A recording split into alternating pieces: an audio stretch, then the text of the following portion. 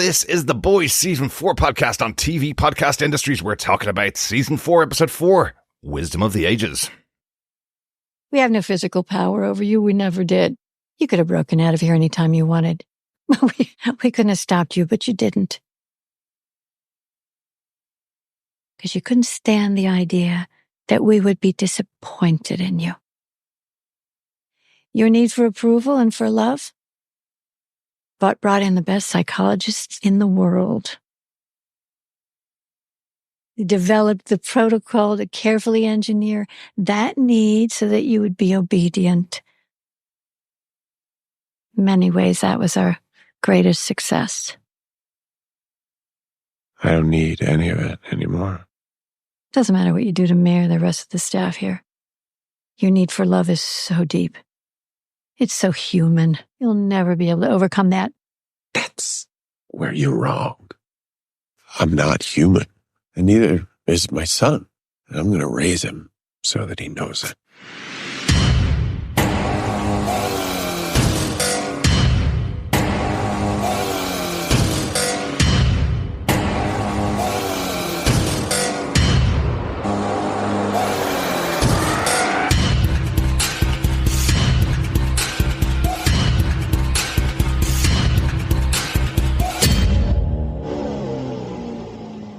Welcome back, fellow boys and girls, to TV Podcast Industries. We're on to the 4th episode of Season 4 of The Boys Wisdom of the Ages. I'm one of your hosts, Darick. Hello there, fellow boys and girls. I am one of your chocolate well cakes, John.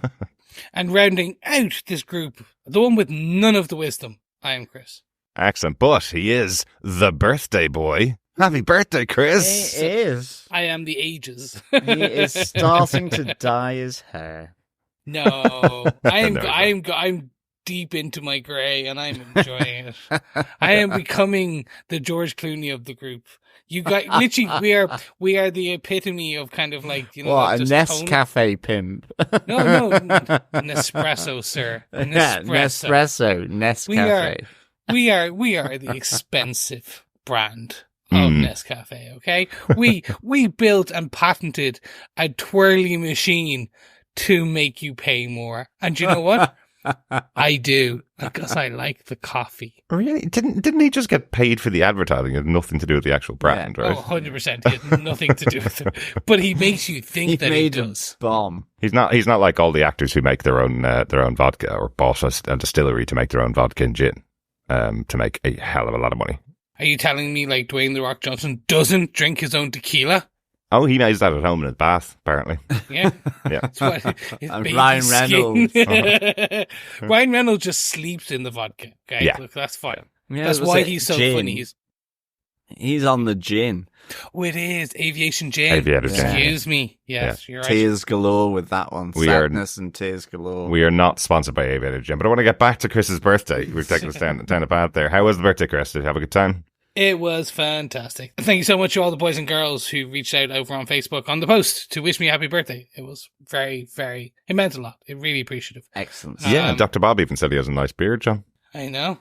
Just Very because, good. see, it's us fellow beardies stick together. There you go. That's There how you it go. is. Did you get any sprains, twinges, muscle spasms during your Oh, I've been having those for years. I also have a lug of a child that, like, no offense, my child is a gigantic monster baby. So I've been having he's for not about- at all. He is a lump. I love him to bits. He's a heffalump. He's tall. Mhm. Like, I don't know where he got it. He is going to dwarf all of us. He's going to look down on his godfathers and kind of go, yeah, Not if I'm on Darick's shoulders, he won't. Exactly. exactly. But then you put a trench coat on you guys and we sneak Yeah, everyone in. But thank you so much. It was a beautiful birthday. Absolutely, and came on the heels of Father's Day as well, Chris. So you had Father's Day and your birthday as well. So happy Father's Day to all the boys and girls out there as well. Absolutely. Yes. Yeah. It's like one of those people that has their birthday close to Christmas, and it's like, damn it. Yeah. But I still got 2 presents because I'm That's like, no. Yeah, If well I'm going to done. do a mother's and a birthday for Mhm. my wife, I'm getting a father's and of course, I know, no offense, to be a father at the beginning is literally you did the bare minimum. Biologically, you did the bare minimum to bring life into the world. But we do a bit for further on, so it kind of equals out in the end. Yeah, rewarding you for being a good dad rather than just fathering a child, Chris. Yes, exactly. That's the difference. We have an institution in our family because Mother's Day over here is the same day as my mom's birthday. We celebrate American Mother's Day and her birthday so that she gets two in a year. So that's the smart way to do it. Yes. So 2 presents. there you go. It's always good. Anyway, enough about birthdays and Mother's Day. Let's get in to our discussion about The Boys again on season 4. Some feedback's come in since we recorded the last episode. We recorded the first 3 episodes in advance of them being released. I was lucky enough to be able to get some feedback in for the 3rd episode, which I shared, so you guys haven't seen that. But we do have some other feedback in on the first couple of episodes. First up, we got an email in from Namor Mackenzie, who said, Dear Darick, John and Chris, I have been enjoying your podcast for quite some time now, especially your in-depth knowledge of The Boys. And finally, I may have something to contribute. In episode 1, while she was taking a dump, Sister Sage also takes an info dump from a very special book. Amongst the pile of books strewn around her apartment, she's reading Naming and Necessity. This is actually a real book, quite celebrated in philosophy. When the camera moves, one can see that the author of the book is none other than Kripke. The first name is half covered by Sage's fingers, but it is Soul Kripke. Who is the Soul, and why is it necessary to name him now? In season 4, one might ask. Soul Kripke was a renowned philosopher and logician who died in 2022 after season 3 of The Boys had finished airing. It appears that he was also a second cousin once removed from the showrunner Eric Kripke. So this is a Sage homage to a dear departed relative. Following hard on the heels of another logician's cameo in the international blockbuster, aka Kurt Gödel in Oppenheimer, what makes this latest name check both logical and shocking is the fact that Soul Kripke has received the Shock Prize in Logic and Philosophy. With pride for your excellent podcast, I'm still listening to Boys, Lively and Deadly, Defective and Detective, Namor Mackenzie. Excellent stuff, Namor. Namor. Thanks for that info. That's really a useful little snippet of information. Yeah, it's really nice to put these little Easter eggs in there from philosophical Easter egg, no less. Absolutely. Use a real book by a relative if you have one. Stick it in your show. See, we just do Easter eggs around like made up bottles stuff. of whiskey and whiskey. Exactly. And this is actually some philosophical Easter eggs. I like that. That's very highbrow, isn't it? Yeah, I like that. Look, that's nice because usually it is like it's the name of like the customer's last name. Mm-hmm. The fact that's a real book, bravo. Absolutely, but by a relative who's departed as well, who would have been would have died around the time that the show was being made as well. So I presume that's was on top of Eric Kripke's mind as well. So very cool. Interesting stuff. Excellent stuff, and thanks for listening, Namor. Yeah, thanks, Namor, for listening. We also got some feedback in on episode 2 from Dr. Bob Phillips, who said, not for the faint-hearted or tender-stomached or narrow-minded, this episode, well, this entire show, really. I was struck in this one how the layers of the story, unwritten story, and meta-narrative are so skillfully woven. There's the tale of 2 families, each equal in lack of dignity and tact, hurtling to an explosive mad ending. There's the layer of untruth about all of their existences and how the manipulation of messages and media gets you what you want. Then there's what seems to be the overarching story, reaching for meaning in your life. Of course, it could be the fumes from the special hair dye that produced this particular insight. I think Dr. Bob might be referencing the kind of hair dye you would use on a particular area if you were in Homelander's position. There you go. Yes. Not bleaching. Not bleaching. Definitely not bleaching. No, never exactly. bleach. Never bleach. Excellent stuff, Dr. Bob. Absolutely. I think the episodes so far, and I think in particular for the one we're going to cover with episode 4 from this season, it really isn't for the faint-hearted. Nope. I mean, even just we continually are seeing the previously on that shows up from the screeners that we had, and it is where it's the miniature man going up the rear end of someone each time we start the episode. I'm like going, is this in the episode again? Oh no, it's previously on. Yeah. And it's like, okay, I guess you just have to roll with it with the boys. Yep.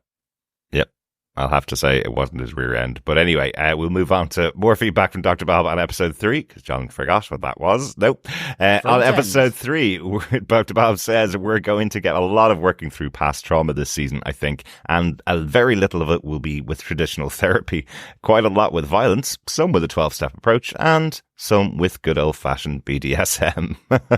That's Ashley and Cameron Cole from last episode as well. Absolutely, the ball basher, Ashley.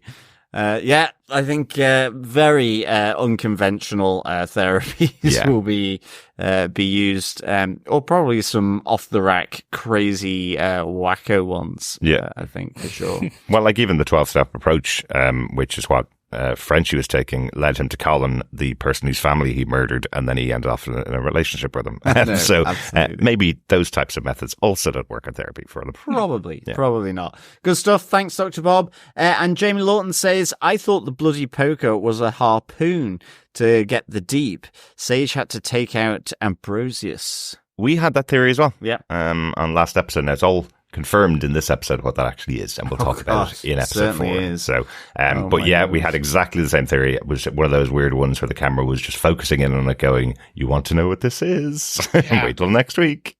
Mm-hmm. Yeah, no, great, and we'll definitely get into that because it's a special one. Mm-hmm. Thanks, Jamie, for that feedback. Finally, we also have feedback from David, Mr. Ryder, who had this to say. So I think those bloomin' onions had a side of octopus for sure. This season feels different. I think we've been used to so much fast pace, and now it's just slowed down. It feels different. Not a complaint, just an observation. I don't know if Sage is working with Homelander or setting him up for his demise. I can't put my finger on it yet. So far, though, I'm enjoying it, and I definitely want to see a deep dive into Homelander's actual past. Maybe this is where they humanize him and make us feel bad for him. Thank you, David. Whether we feel bad for him, I'm not entirely sure. Kind of, but he does like his vengeance. And I'm totally with you on the Sister Sage thing. Certainly, I would say she's more than likely clever enough to cover all her bases. Yes, absolutely. But nonetheless, if it's then up against just raw physical power, who knows? Mm-hmm. But interestingly, in this episode, I did get the sense that she was connecting in with what sort of Barbara, Frank, and Marcy had been doing to overcome just the sheer physicality and strength of Homelander that they couldn't compete with. I had the feeling that she was going down that approach as well. Glorifying him and feeding his neediness. Absolutely. So feeding the ego and the feeding ego. the egos. Yeah, exactly. Absolutely. No, and there's certainly something you see about Sister Sage. I think originally when she joined up with Homelander, she specifically said, I don't want to get into one of those superhero outfits because they're just going to make it mildly racist and I'll have to walk around in that thing. And then by the third episode, she's there standing on stage in front of everybody in her brand new superhero outfit, hating herself for every moment. So I do feel she's going to be taking it out in Homelander at some point. So she'll have a secondary plan in case Homelander turns on her, I think, if she gets away quick enough from those laser eyes, which is what he usually uses on someone very quickly to take them out. So, but great stuff, David. I see you have the same idea on what that harpoon or that bloody poker was from episode 3, now confirmed in episode 4, what that is. And again, we'll discuss it in this episode. I do want to say one quick thing, a reminder to all of our fellow boys and girls who are watching the show. I know these episodes are coming out weekly and everybody wants to speculate about what's coming in the future, but I have already seen a bunch of sites who are pretending that they have a theory about something that's coming up in future episodes. Just remember, screeners went out for all 8 episodes, so if you see a theory that looks really, really plausible, it's likely they've just couched their theory in an episode they've already seen. So be very careful of spoilers out there. There's loads of them, unfortunately. Oh no, I'm so glad I actually didn't read any of the other bits about the show.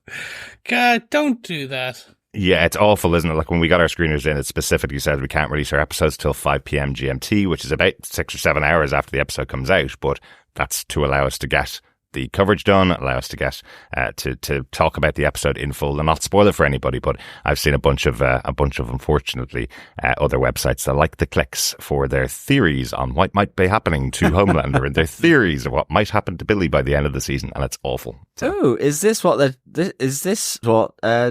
Dr. Bob means with regards to the layers of truth and untruth? Well, yeah. And media and messaging and you name it. God, just bring back libraries. That's all I can say. God, it's simpler. No more internet for you. Absolutely. Brilliant stuff. Let's go on to our discussion about The Boys. I want to say a huge thank you to everybody that's sent in their feedback so far. If you want to send your feedback to us, please email us to feedback@tvpodcastindustries.com or pop on over to our Facebook group. There's a spoiler post up there every week for the episode where you can share your thoughts and chat with the other fellow boys and girls over on TV Podcast Industries. You can join us there at facebook.com/groups/TV Podcast Industries. Excellent stuff. And with our public service reminder, as always, around the season 4 boys pub quiz. So fellow quizzers and fellow boys and girls, get your thinking hats on, your opera glasses at the ready for the question that will come a bit later on in the podcast. Absolutely. And if you missed any of the questions from the first 3 episodes, they're all available on the website at tvpodcastindustries.com. There's a pub quizzes button up there that has the first 3 questions up there, and the 4th one will be added after this episode comes out. Yes. Stay ever vigilant, fellow quizzers. But let us get into our spoiler-filled discussion. Darick, what are some of the episode details? Well, the showrunner for the show, of course, is Eric Kripke. This is based on the comic book series by Garth Ennis and Darick Robertson. Executive producer of the show, of course, are Seth Rogen and Evan Goldberg. This episode was written by Geoff Aull. He's a script coordinator and continuity consultant on The Boys and previously wrote season 3, episode 3 as well. Oh, nice. So this is the second episode of The Boys. Excellent stuff. As any good nerd, I always like a good continuity consultant. Absolutely. Yeah, they're really important, especially when you've got a long-running show, because they can pull all the details together for their episodes, right? I'd love to. I wonder, do they call it the Boys Bible? Possibly. Go get the BB. Go get the BB. Great stuff. And the episode was directed by Phil Sgriccia. This is his 6th episode of The Boys and his 2nd this season. He directed the premiere as well. Good old Phil. Absolutely. John, do you want to tell us what they gave us with the synopsis for The Boys Season 4, Episode 4, Wisdom of the Ages? Sure. It's the premiere of Firecracker's new Vought news show, The Truth Bomb, broadcasting live right across the street from Starlight House. And Firecracker's hateful lies and public attacks finally push Annie to her breaking point, costing Annie her credibility and powerful new ally. Meanwhile, it's all hands on deck after the boys learn of Homelander's horrifying plans for the future. Huey makes a desperate attempt to save his father from dying, which leads to the first ever Huey and Kimiko team up, while Frenchie can't stand the guilt of lying to Colin any longer and reveals the shocking truth about his past. Homelander, seeking to rid himself of his humanity once and for all, pays a horrifying visit to the place he grew up. Yes, he does. Yeah. I think I texted Chris directly after we watched this episode and went, "This is the toughest one that we've seen, certainly this season." And just to reference Mr. Ryder's feedback earlier on, where he was saying this season seems a little slower than the previous seasons, I feel like they're having a little less fun this season, that they're getting more aggressive and angry about the characters that are in here. It's almost like because Homelander revealed himself to the world that he can cut somebody in half and everybody will just say, "You're fine, no problem, you're not guilty of killing somebody." It feels like they're stepping up the seriousness of what the Seven and Vought are doing in this world, which makes everything feel a little more weighty this season. Particularly with Starlight's story as well, she's starting to be pulled down quite a lot. Every character's having a very difficult storyline this season, so it feels very weighty. And I definitely felt in episode 4, last week we had 3 full episodes coming out in the same week. This episode felt really heavy and very long at the full hour. Yeah, it certainly felt long. I really noticed it, but not because I didn't like it, because for me, this was like my favorite episode so far, mainly because of the sheer tension in that laboratory. Yes, I'd agree with that. Yeah. Like, I was just like, what is going to happen? And I think it's always to the point with the boys. One of the views that I think we've all kind of had is that, you know, when Anthony Starr, when he's doing that, well, what is Homelander going to do? This sort of all-powerful, almost omnipotent being in the world of humans. You know, it's almost like Omni-Man with Invincible. Absolutely. The tension that he kind of brings to those scenes is just immense and really kind of unsettling. Yes, for me anyway, at least agree. as a viewer, and I think it's really good because it does kind of just really speak to that. So I thought it was really good. Yeah, I'm right there with you both, and we'll get into it a lot more in a bit. But like, for me, they're doubling down on no. Homelander is irredeemable. Mm-hmm. They're going to start painting it in big neon letters very soon. Yeah. Because they are really showing you he is the worst of the worst. Mm-hmm. And yet some people, and that's the parody aspect, some people, he lasered a man's head off and people are like, yay, the gold Homelanders. Like, you're still going to have that, but they're really doubling down on, no. Look, and that's where, when you have an actor like Anthony Starr, these scenes where he is pure psychopath. Yeah. Like, in the legitimate wording of it, definition, he is just pure psychopath. Like, Absolutely. He exudes the tension. Yeah. And that's the thing. But they're also, as part of that, they're also showing you the boys are not good characters. They're showing you why butchers, like, so all these people who have been, like, raving about some of these characters, they're going, no, look, they're human. Yeah. They err. They are going to be problematic too.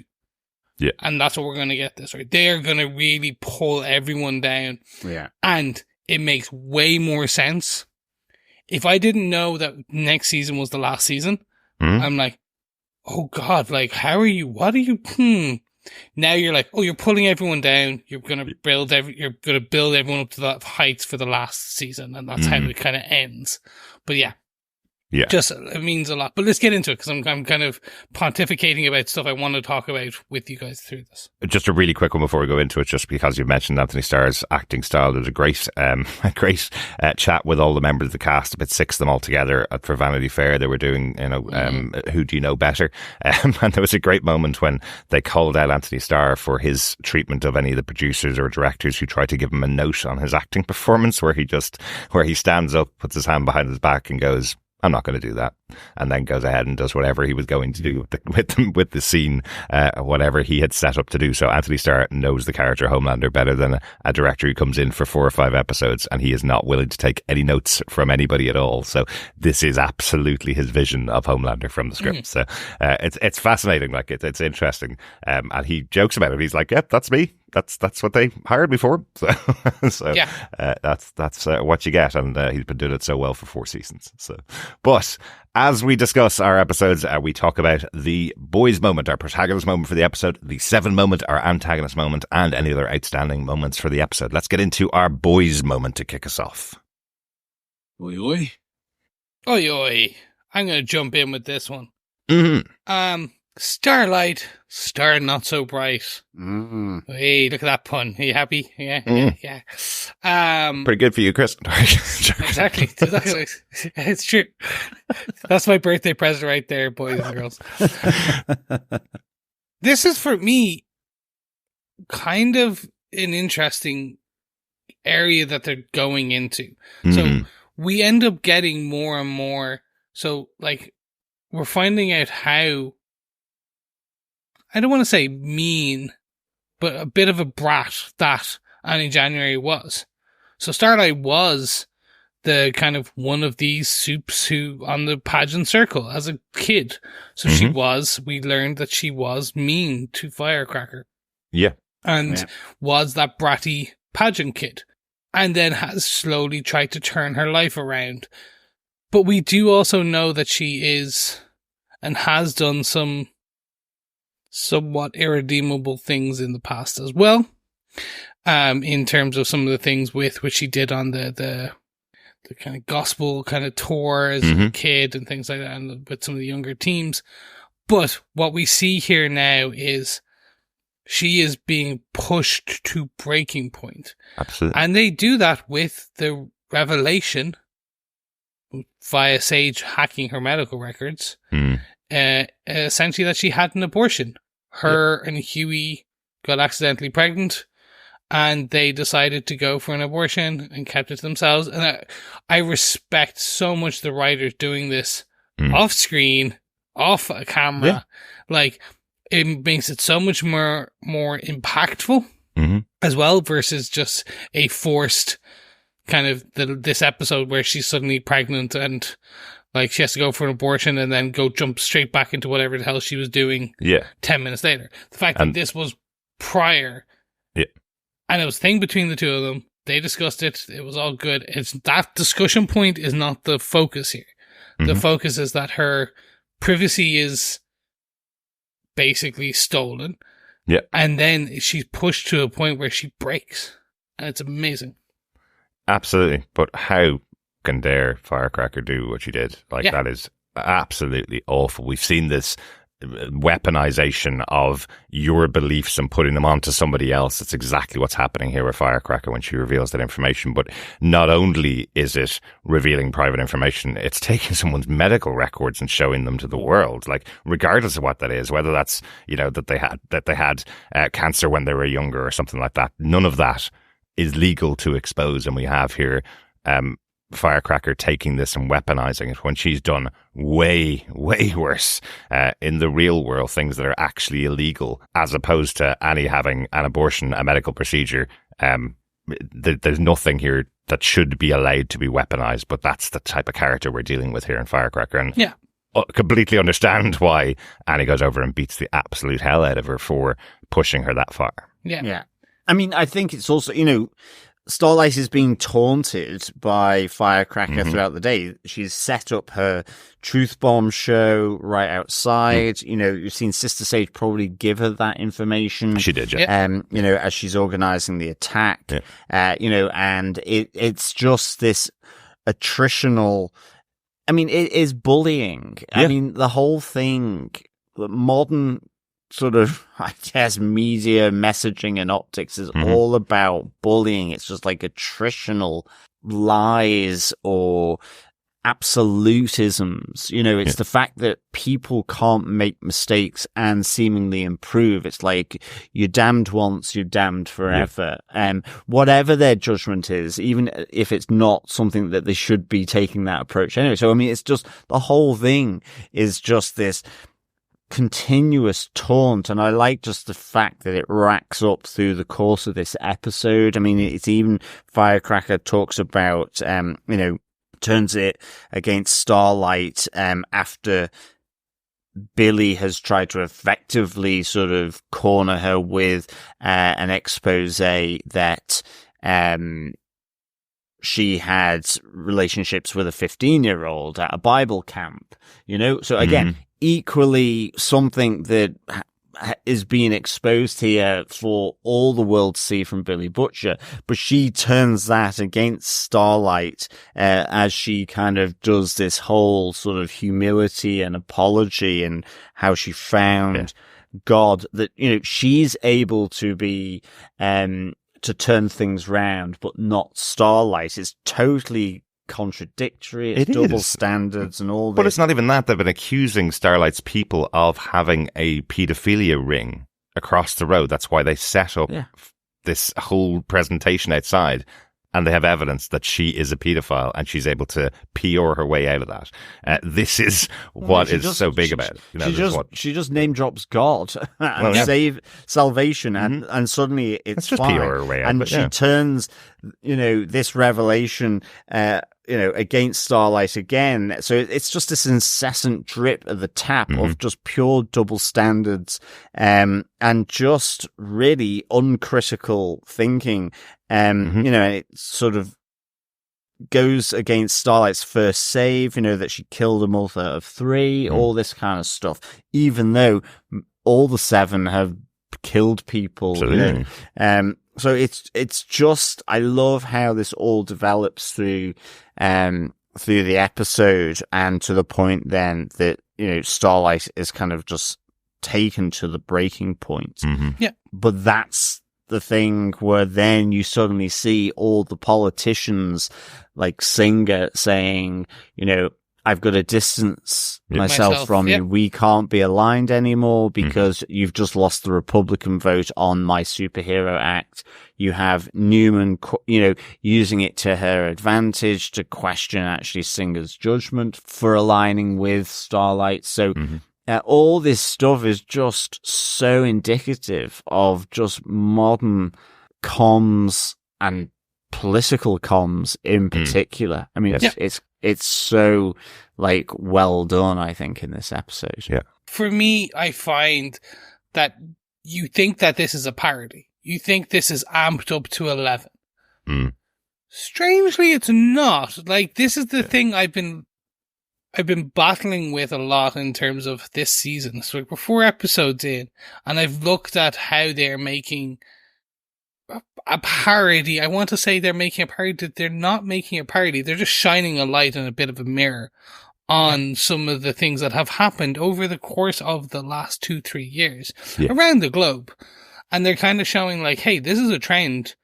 And you think they're doing a drama. They are literally doing what you could call a political drama, a corporate drama. This could be the West Wing with soups. It is that level, because it is a dramedy. And yet it's just with superheroes, so everyone ultra violent. Yeah. But still. And what you see they do with Annie is they're going to push her and push her and push her. Yeah. And it's not going to end. This is the interesting thing. She has a target on her back. Absolutely. And by the end of this, she still has that target. Yeah. So it's going to continue. Absolutely. So I just want to see where it goes and how far she will allow herself to be pushed even further. Yeah. Because she's going to break again, but it just depends on what happens when she breaks.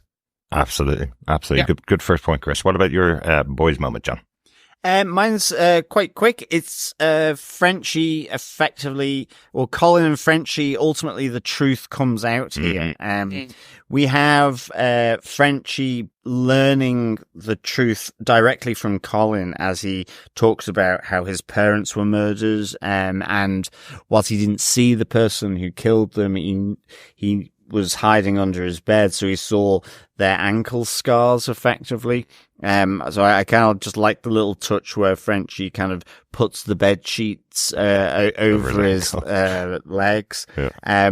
But ultimately, as this episode goes through, we've seen Frenchie becoming more and more tortured. The weight of everything that he has done in his past life as Serge is kind of, is weighing heavy on him. You can see in a sense it's affecting his relationship with Kimiko. It's kind of pushed him into this sort of weird relationship with Colin, in the sense that, effectively Colin is a victim of Frenchie. He's allowed this situation to develop where you would say, some separation would be more than ideal in this case. But this ultimately comes to breaking point just with the tenderness of Colin, sort of helping Frenchie to recover from where he's been knocked out and injured by Ezekiel when he was infiltrating Firecracker's trailer in this episode, and he just can't kind of handle it anymore, this guilt and the suppressed truth. So tells Colin, and of course, it doesn't, as you would expect, go particularly well after that. I actually thought the scene where Colin is strangling Frenchie, it looked really realistic. I thought it was really, really good. Yeah. And I kind of like in a sense, the aftermath of this, because, Frenchie has kept this quiet to the point where not even Starlight knows. So Colin has left Starlight's headquarters of a charity, but he's not spoken to anyone. He's kind of stunned out. He's like, is everything all right? Have you had a breakup? Just thinking it's part of sort of a lover's tiff thing, rather than the fact that Frenchie's just informed Colin that it was in fact him that killed his parents. And so, you even see in that conversation, MM's kind of perking up an ear to it, Kimiko's perking up an ear to it, when Annie's asking the question to him what happened with Colin, because they're all aware of how bad a patch, I guess, Frenchie's going through at the moment. What's also really interesting in that scene with Frenchie and Colin, with Colin strangling him, it's only when Frenchie says do it to him that Colin stops, takes his hands away from him and says, I never want to see you again. So he's not going to give Frenchie the satisfaction of putting him out of his misery as well. And he says, if I see you again, then I will kill you. It's almost that reverse punishment, if you kill someone, that ends their pain. If you allow them to live with that torment, it's a worse punishment, I guess. So exactly. It's an interesting choice for them there. But really interesting, a really good moment from the episode, definitely. Is that it for your moment, for your boys' moment, John? Yeah, absolutely. Yeah. My boys' moment, I just want to talk about Butcher versus Ezekiel in the episode. You mentioned already Frenchie went inside of Firecracker's trailer to try and find out some more information while she was up on stage to sort out and maybe plant something to take her out. And he gets caught inside by Ezekiel, who we haven't seen since season 1 of the show. But Frenchie tries to play it off that he's your number one fan, but gets beaten pretty badly by Ezekiel and thrown out the window. But Billy overhears it, and Billy goes in to try and take out Ezekiel. I must say there's a great little use of the nitrogen fire, what would you call it, extinguisher, because we saw Billy use it to get in originally. He knocked out a guard with it and then just put it down, and this time we see him picking up the exact same extinguisher, using it against the rubber arms of Ezekiel and smashing one of his arms. So there is, it's one of those ones we don't see them killing a lot of soups in the show. But we know they have the ability to do so. We know that in the comic books, definitely Billy will use anything at his grasp to kill a soup if they're able to. So here, using the nitrogen, I thought was a really good trick to use on super stretchy Ezekiel. But Ezekiel does have another arm and uses it to try and strangle Billy Butcher to death, and then he blacks out while talking to Becca. And wakes up with the entire place covered in blood. And one of the things, interestingly, we talked about it a few times, about these worms that seem to be going on inside of Billy's brain this season, and we've seen them going in and out of his body quite a lot, or in and around under the skin. Sorry, very X-Filey. Yeah. So I wonder if they shot out in some way. We know he took a sizable amount of Temp V in the past, giving him superpowers. So I wonder, is there some kind of residual superpower there that Billy has? Because that's a pretty explosive well, that's it. Like, destruction of Ezekiel. I wonder, like I said previously, I wonder if it's something like Newman's daughter as well. Maybe slightly different, but that similar kind of worm thing that came out of her mouth.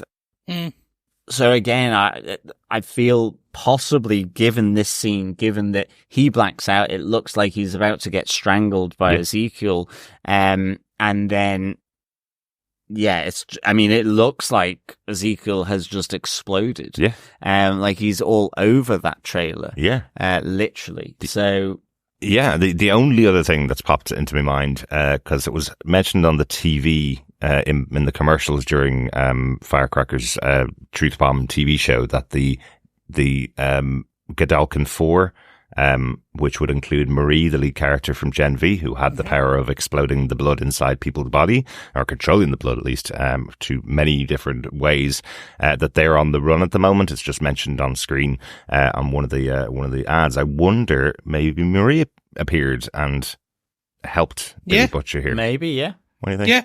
No, that could be it. I'm going down the route of, does anyone remember the X-Men character Maggot? No. Okay. No. Right. So there's an X-Men character called Maggot, and he's this big, beefy guy, And his kind of mutant power is his two maggots that basically live outside of him, but also crawl up inside him. And they eat and can destroy anything, but he communicate with them. They talk to him telepathically. And I'm like, okay, maybe not exactly, but maybe the Temp V has created these worms that now Grant essentially are able to come out and communicate. They basically talk to Butcher. They communicate with them. They're taking on different aspects of different people. That is Becca. Maybe. Becca is the worm, and the worm has the power. The worm is able to kind of like multiply or grow to 10 times the size, and or just comes out, like feeds and then shrinks down and goes back into Butcher. I can see it being something crazy like that. Maybe. But Are you sure Maggot's an X-Men character? It sounds really like a character from the Boys comic book. It sounds I'm like that, 99.9% Maggot X-Men, and we will see. It is Maggot, yes, Maggott. There you go. Go on, you maggot. Uncanny X-Men. He's part of Gen X and the Dark X-Men and a few others. There you go. He has two big maggots that kind of go in and outside of him. So they couldn't even do a parody of that for the Boys. It's already a Boys character in the Marvel Universe, basically. Exactly. Okay. Well, I was going to say, apart from the obvious, the X-Men and the Boys seemingly are closer than we thought. Yeah, exactly. With two maggots that can squirm inside of the buff man. Yep. That's like straight from the pages of the Boys. Exactly. Okay. Well, I'll look at the X-Men very differently. Yeah. Certainly Maggot. Honestly, that's almost like a DC name. You know? Yeah. But there you have it. That's what I think what's happening. Yeah, okay. No, I'm agnostic on this front. As I say, I just wonder if it's to do with, sort of the violence that we saw of Newman's daughter. But yeah, equally, it could be telepathic maggots. Yeah. And I'd love to see if it was Marie from Gen V to tie in that show even more closely to this one. 3 theories. All probably very wrong. Yeah, let's get on to our antagonist moment, guys. The 7 moment for the episode. You're not the real heroes.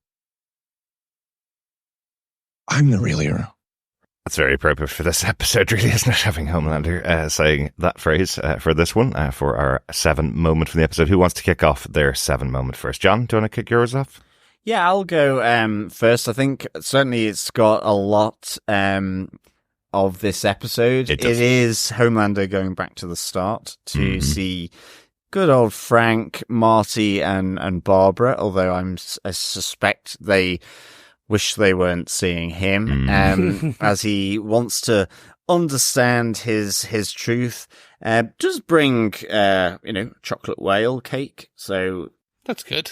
As I said before, it's like, this is really, really tense. We just don't know when he's going to do something absolutely horrific. Like vengeance or revenge is always part of his plan. It's never justice. And it's never conversation or information either. Yeah, no, I mean, he's there. He knows what he wants to do. It is revenge and equally for the really horrible stuff that these people have done to him. Absolutely. And I mean, I think that's what's quite good here. I mean, this is kind of classic people in white coats following orders, or people in society following orders, thinking that they haven't done something wrong because a kid is different.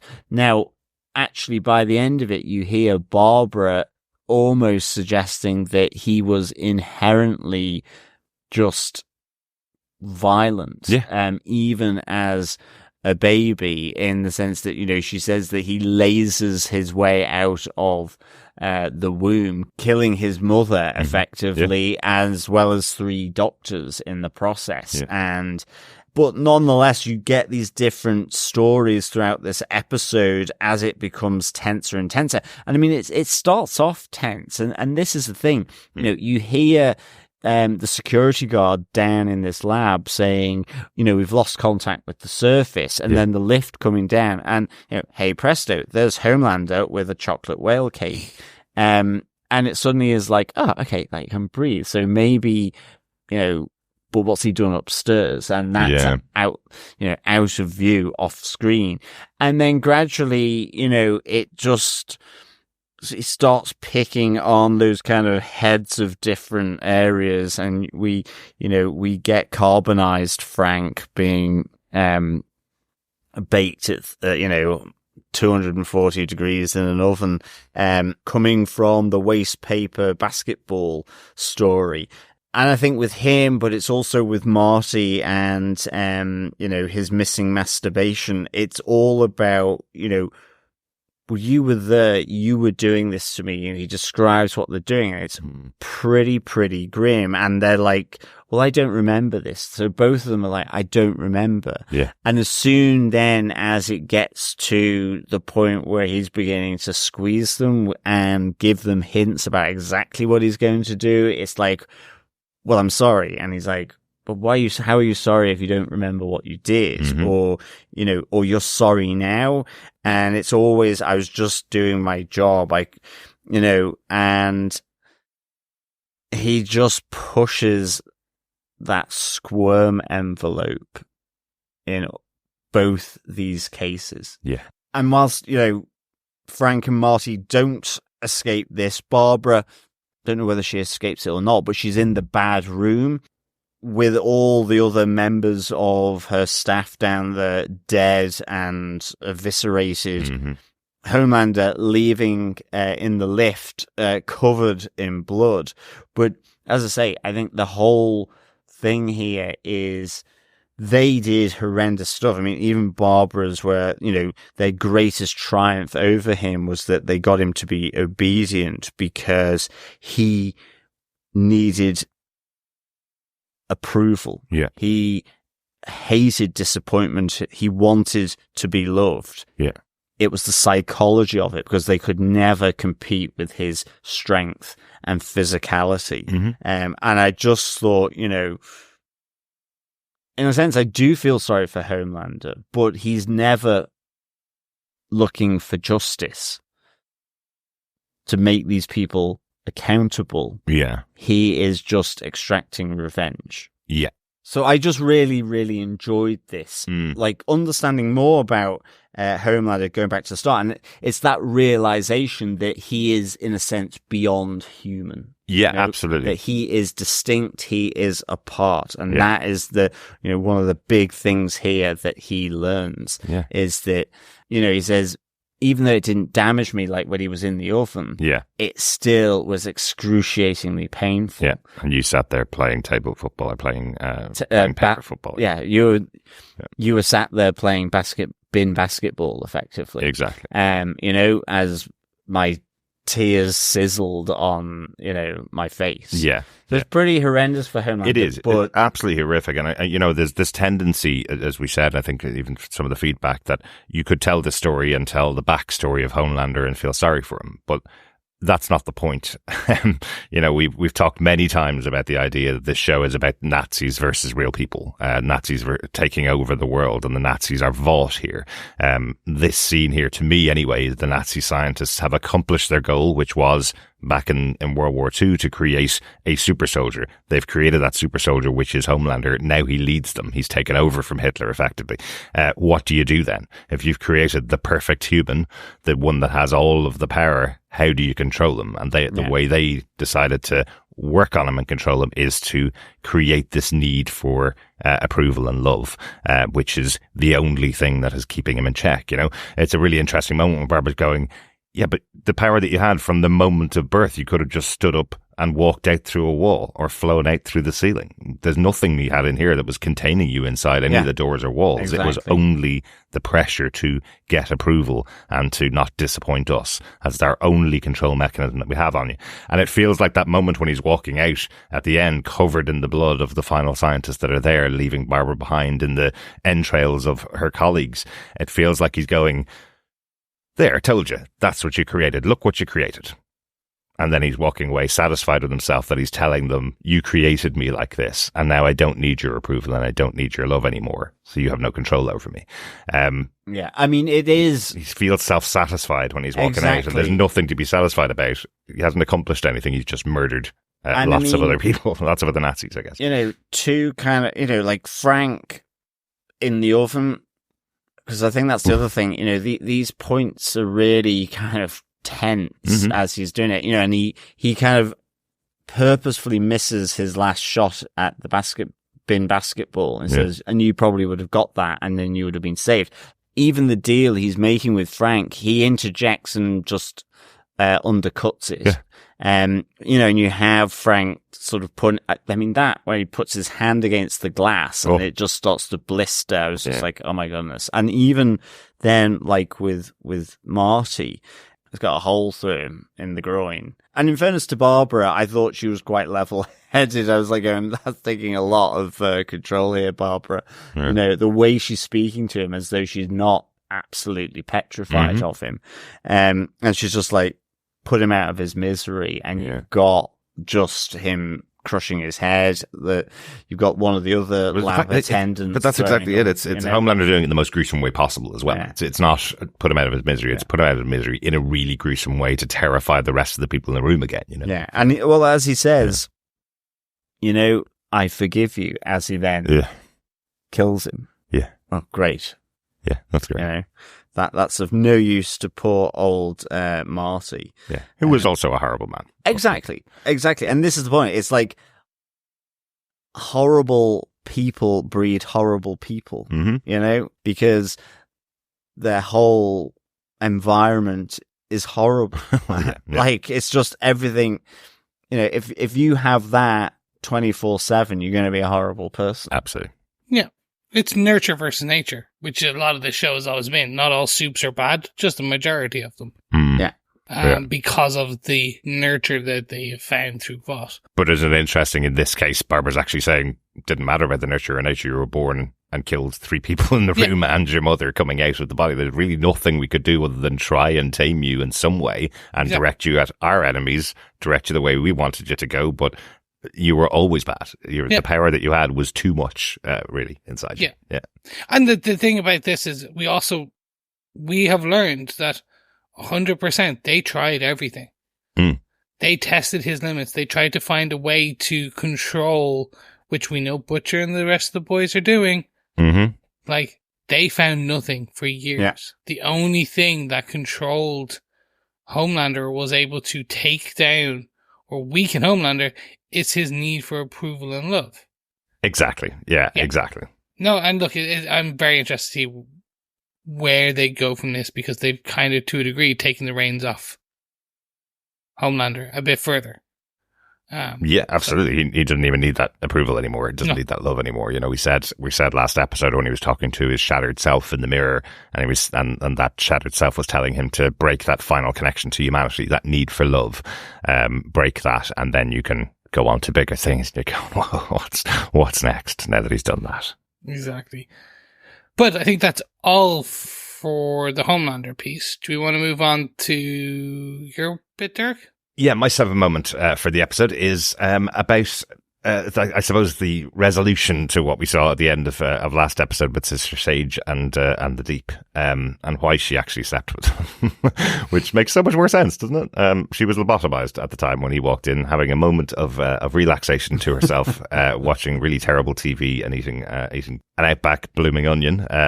These are all signs to Sister Sage that she's lobotomized, but Deep misreads the room and then has sex with her. This time she's saying she's willing to have sex with the Deep, even though he absolutely repulses her, if he'll just do the lobotomy for her. I thought that was so harsh, where in Vought Tower she just, you know, you've got the Deep coming onto her factory because he's like going, oh, okay, you know, I enjoyed that. Here's a, you know, competition for Ambrosius, basically, you know.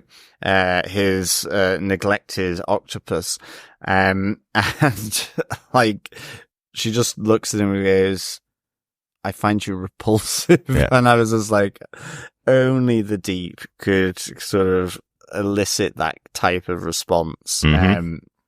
So I did like that. I mean, again, just the whole lobotomy at the end, I was just like, oh my God, okay, we're going to go there. It's the most awful thing to watch. There's a scene from Star Trek First Contact where you see Jean-Luc Picard getting turned into a Borg for the first time, and there's a pin pierces his eyeball, and it's always been the most uncomfortable scene that I've seen in movies. And right here, having to sit watching the deep lobotomize Sage through an eyeball is so difficult to watch. It's so realistically done, as everything in the show tends to be when they're doing this gross out stuff.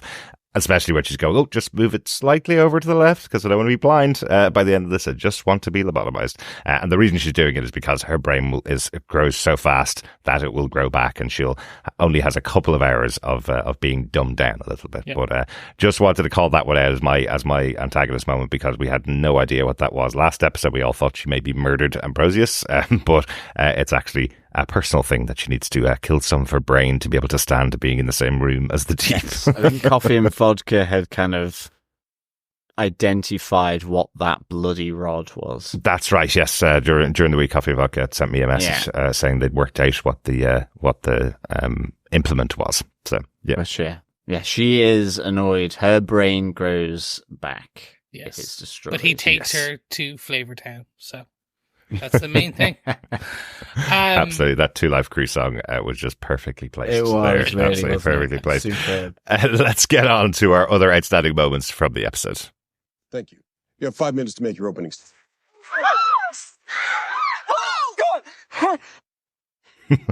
You guys haven't heard that one before, have you? Wow, I've only got 5 minutes. Okay, I'm going to make it fast. Right. I'm going to jump in very quickly with Huey actually forgives A-Train. Yeah. So Huey is growing as again, we're seeing growth in these characters. It's really interesting. This is something he has carried for 4 seasons. Yeah. Since episode 1. Wasn't like the opening scene of episode 1 is A-Train running straight through Huey's girlfriend at the time. Pretty much, yep. Yeah. In slow motion. Yeah. And he then later on gave him a handshake. So, oops, my bad. Mm-hmm. And multiple, they should not be allies. There shouldn't be no forgiveness there. Mm-hmm. But Huey is growing, and he's learning to do it. And he says so as much. He's like, he wasn't going to do it. What's the point in holding the grudge anymore? Yeah. And this is partly because he is also, Adrian is giving him the V, Compound V. He's stolen from Homelander, put himself in the risk to save Hugh, to save Huey's dad. Yeah. That, it's going to be have an effect on the rest of this season in terms of how this happens. Yeah. What happens, how his dad is alive, because his dad's brain dead, and this is the only way back right now. Mm-hmm. I have to say, I felt very much on the side of Billy hearing that conversation. I can see Billy Butcher going, "What the hell are you doing? Why would you want to give your dad V under any circumstance? We all know we have to eventually lose parents. It does have to happen. It's an awful thing that Huey had a missed phone call from his dad and didn't get the opportunity to say goodbye. I get it, but look what V did to him, and look what it's doing to Butcher. Why do you think that will actually resolve the problem for Hugh Senior? Yeah, you know? Absolutely. But it's such a big moment after 4 seasons that Huey and A-Train of everybody in the show, they're intrinsically connected to each other. This is what pulled Huey into the boys. This is what started everything off, was A-Train running through his girlfriend on the street. You know, so having him finally forgive A-Train is a big moment for the show. Yeah. Well, I think that moves on to my other outstanding moment, because now another pairing that are intrinsically linked together, which is A-Train and Ashley. And I love the fact that it comes from the fact that A-Train does go to get the Compound V, but it's in Homelander's apartment. He's holding it all for security, and he's busted basically by Ashley. But I like the fact that A-Train just sort of does his sonic boom out of the conversation with Ashley and comes back to say, what, you're leaving floaters in Homelander's toilet. So she's just being really petty. Yes. But this becomes that, if he knew that was you, he would kill you. So we've got to help each other out and not say anything. So I like just the fact that we have, the double A's here. Yes. effectively teaming up to protect one another, to help one another out. And I'm kind of looking forward to seeing how that goes, because you have Ashley, who is just fantastic but horrendous. You know, we saw her with the Vought news anchor last week. You know, she's lost her hair. She's fairly self-centered. Yeah. And so is A-Train, but maybe A-Train is starting to, you know, just think about being, a better person, given what's happened with his brother. Yeah. And all the way through. Absolutely. And how he's being treated by Vought as well, Yeah. and by Homelander. So, yeah, absolutely. He's changing sides. But I I will like this say, team up. yeah, I love the team up. I love the two of them together. But I will say I was very nervous for A-Train the whole time that he was in that hotel, that room of Homelander. I was going, do you not remember how many cameras Homelander has on every single person in that building? Do you not think he's going to be able to notice that you went into his room and took some V out of there? Yeah. Yeah, and remember, he can smell. Like, Yeah. he literally smelled Butcher off Ryan. Exactly. So he's not going to notice A-Train and a floater. Well, he's absolutely, yeah. That. That certainly puts Ashley in the firing line as well. Even if he doesn't have cameras in there, he'll be able to smell her from miles away. Absolutely. I mean, I guess you could just hide it. I mean, it is a bit tenuous, the team up, because she's left a floater in the toilet, but like, you know, and he's stealing V. Yeah, that's quite a big difference exactly, between the two. But again, he's twisted it to make it sound like they're both doing bad things. It's kind of like, what's the Dark Knight? It's not the team up we needed, but it's the team up we deserve. Yes, we do. You know, I think, for sure. Yeah. Good stuff. I want to return for my other outstanding moment. I want to return to the V, the injection of V to Huey's dad, which is the end, the cliffhanger at the end of the episode, I suppose. Because it's Huey's mom that injects the V. It seems like Billy has gotten through to Huey to convince him not to give the V to his dad. But it is quite interesting because we know that Huey's mom, in a very tangential way, I kind of think actually everybody in America works in some way for Vought, but she works tangentially for Vought and has been defending them in the first couple of episodes in a way. Yeah. Yeah. She has this belief, I guess, that superheroes are great, like most of America does, but Huey's seen the underbelly of them. So he decides not to give the V to his dad, and then his mom injects him, keeping him alive. We see the blue liquid going through the tubes into Huey, and him waking up, Huey Sr., waking up. So I don't know, did she come in with the same plan as Huey and bring her own V along somehow? She get access to it through, I don't know, the company that provides her rose oil, cosmetics and rose oil for the products. Well, that's true. I don't know. It seemed odd, but it's one of those moments where you go, Huey's got to his senses. He's not going to give his dad V. What the hell? He's still getting the V anyway. So yeah. Well, just how random the powers can be from the V. You're just like going, okay, what the hell is Hugh Senior gonna have here? Yeah, you know. Yeah, absolutely. Will this really be good for him? Probably not. Probably not. They usually do it as kids for a reason. Yeah, absolutely. So overall, guys, what did you think of the episode? Final thoughts? I absolutely loved it.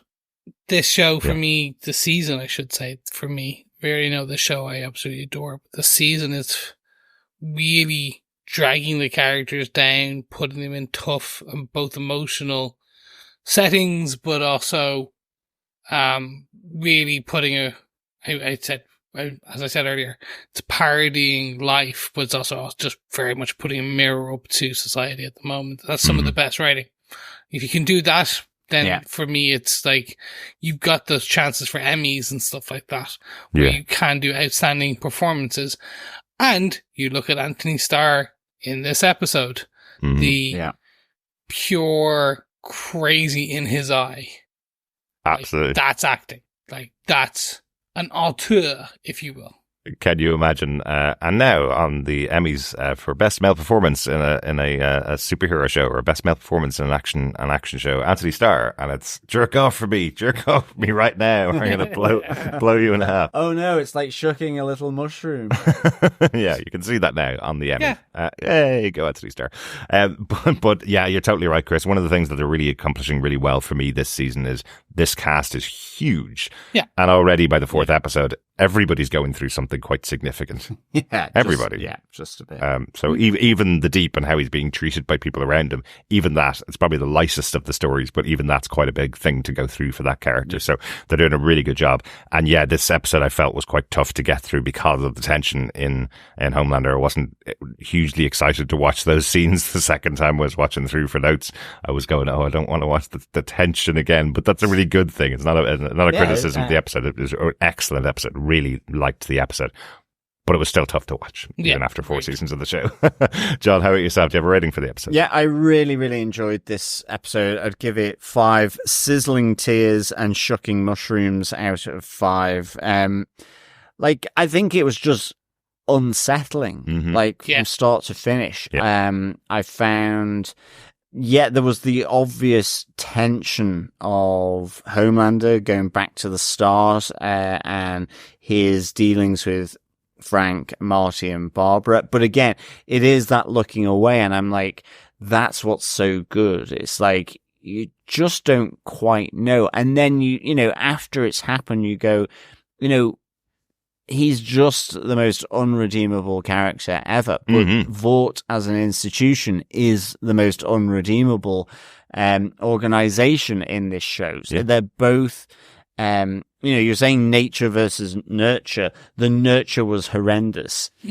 Therefore, Homelander is horrendous. Exactly. And he is just simply getting revenge and not justice. But at the same time, underlying this is this real life unsettling sort of tone of Vought in, the real world. The plan, the strategy to effectively lie to undermine your opponents, whatever they are. There's no mutual respect here. It's like that's just been lost. And I mean, here is a comic book show telling you exactly how it's become in, effectively the one remaining superpower in the globe is that Democrats and Republicans, Christians or non-Christians can't simply just speak to one another with respect, discuss, observe their differing opinions and move on. Instead, it becomes this powerful, attritional, us versus them, this polarization. And twist everything to hate, they're actually just telling you how it is and how it's framed and how it becomes like that. And it's just really unsettling. So absolutely thought this was the best episode so far of the season. So 5 sizzling tears and shucking mushrooms. Shucking, fellow boys and girls. Get your minds out the gutter.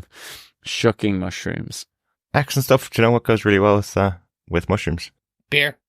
A pint down your local pub. That is true. Yeah. That is fried true. Mushrooms. Yeah. I think we need to go down to the pub for our season 4 pub quiz, John. Yes, fellow boys and girls, fellow quizzers, welcome to question 4 for the season 4 boys pub quiz.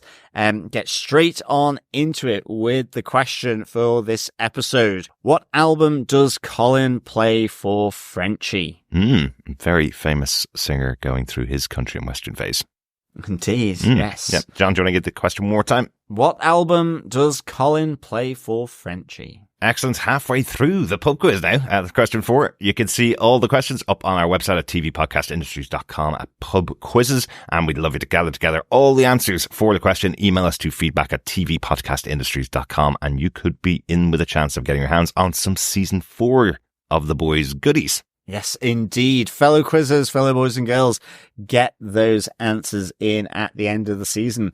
And good luck to you all. Absolutely. Thanks so much for joining us for our discussion about The Boys, Season 4, Episode 4. We'll be back next week with our discussion about the next episode, Episode 5. Beware of the Jabberwock, my son. Ooh, the Jabberwocky. The Jabberwock. There's no Y, weirdly, in this one, so I wonder what that's about. Trademark? Maybe. Copyright. Basically. It could be that. I would say, though, as there is a little snippet of the Gen V characters in this episode. If you haven't watched Gen V, fellow boys and girls, go out and watch that at least the finale of Gen V season 1 before watching next week's episode. Dude, it's a good show. It was, definitely. And as you can see, things are tying into it in episode 4, so we may see more of those characters in the future. So go watch Gen V season 1 while you're waiting for next week's episode. Exactly. With all that said and done, thank you so much. I can't wait to speak to you next week. Bye. Yes, thank you so much, fellow boys and girls, for joining us until we come back to your ears for episode 5. Keep watching, keep listening, and of course, keep shucking mushrooms. Bye. Bye. Bye.